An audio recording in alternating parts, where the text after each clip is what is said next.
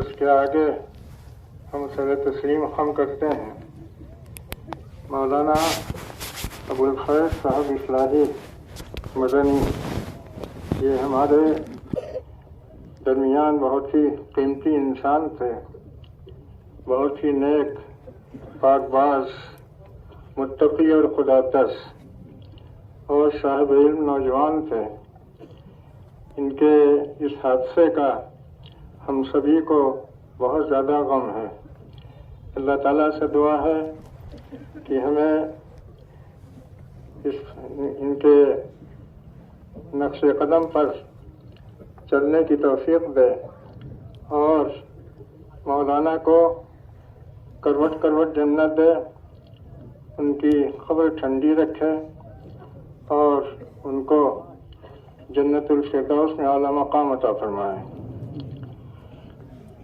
یہ موقع ایسا ہے کہ عام طور سے ہم لوگ موت کے تذکرے نہیں کرتے ہیں.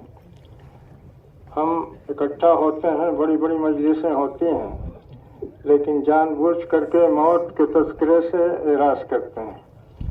حالانکہ سب سے بڑی حقیقت یہ ہے کہ ہم سب کو ایک روز مرنا ہے. اللہ کے رسول صلی اللہ علیہ وسلم نے فرمایا کہ اکثر من ذکر حازم اللذات، اس کو کثرت سے یاد کرو جو ہماری تمام لذتوں کو ختم کر دینے والی ہے، یعنی موت. موت کو یاد کرنا یہ ہمارے لیے کامیابی کا راستہ ہے. حقیقت یہ ہے کہ اللہ تعالیٰ نے اس دنیا میں ہمیں رہنے کے لیے نہیں بھیجا ہے. یہ تو ہمارے لیے ایک امتحان گاہ ہے. اس امتحان گاہ میں ہم کچھ دن رہتے ہیں اور اس امتحان سے گزر کر کے پھر اپنے رب کے پاس پہنچ جاتے ہیں. اس حقیقت کو ہمیں کبھی بھی فراموش نہیں کرنا چاہیے. یہ دن جو اس وقت ہم دیکھ رہے ہیں یہ سب کے ساتھ ہے، سب کے لیے آنا ہے. تو اپنی موت کو یاد کرنا چاہیے، اس کے لیے تیاری کرنی چاہیے اور یہ سمجھنا چاہیے کہ ہم ایک امتحان کی حالت سے گزر رہے ہیں اور اس امتحان کی حالت میں کامیاب ہو جانا، اللہ تعالیٰ کا وفادار اور اطاعت گزار اپنے آپ کو ثابت کر دینا، یہی ہماری بڑی کامیابی ہے.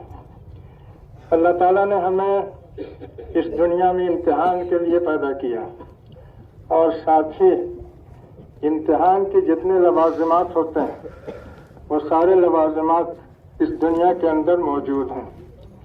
آپ کو معلوم ہے کہ اللہ تعالیٰ جب قیامت کے روز لوگوں کو اٹھائے گا تو گواہوں کے ساتھ اٹھائے گا. گواہ کون ہوں گے؟ ہمارے ہاتھ پیر خود گواہی دیں گے ہمارے کاموں کی، ہماری زبانیں ہماری گفتگوؤں کی گواہی دیں گے اور ہمارے قدم یہ گواہی دیں گے کہ ہم کہاں گئے، کس نیکی یا کس معصیت کے لیے گئے.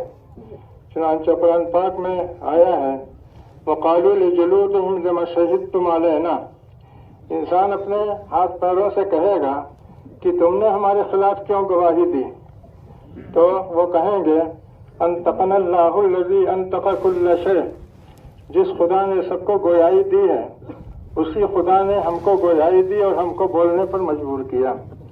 تو یہ زمین جس پر کہ ہم رہتے ہیں، اس زمین کے بارے میں قرآن پاک میں آیا ہے کہ جب زمین جھنجھوڑ دی جائے گی، اذا زلزلت الارض زلزالها، وہ ایسا جھنجھوڑنا ہوگا جس کا تصور نہیں کیا جا سکتا ہے. وہ موقع پر انسان اس کا مشاہدہ کرے گا.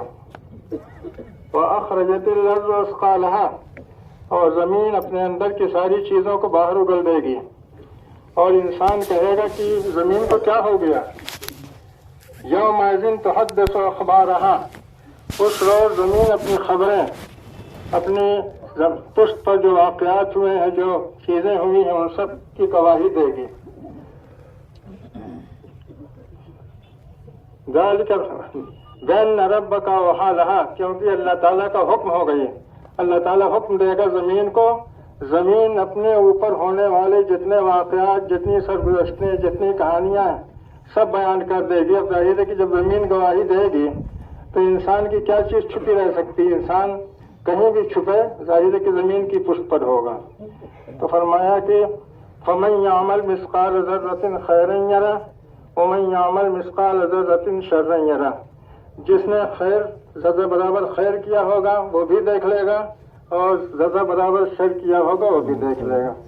तो इससे मुख्तसर ये कि हम सब एक इम्तिहान की हालत में हैं और बारी बारी हर एक अपने अंजाम की तरफ जा रहा है।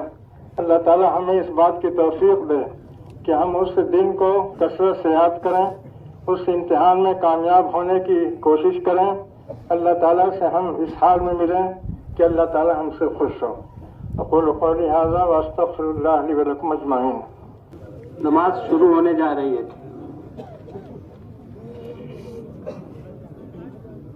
अल्लाहु अकबर।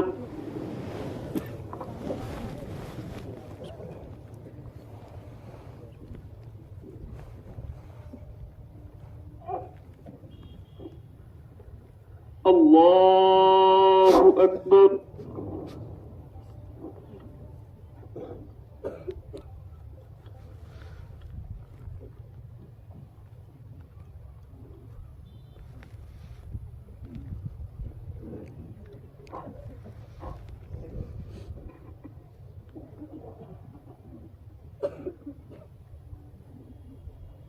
अल्लाहु अकबर।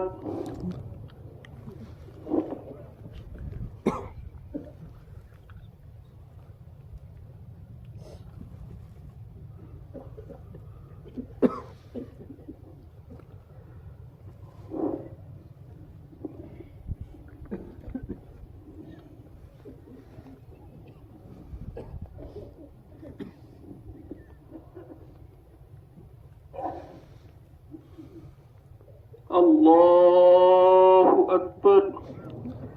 अस्सलामु अलैकुम व रहमतुल्लाह। अस्सलामु अलैकुम।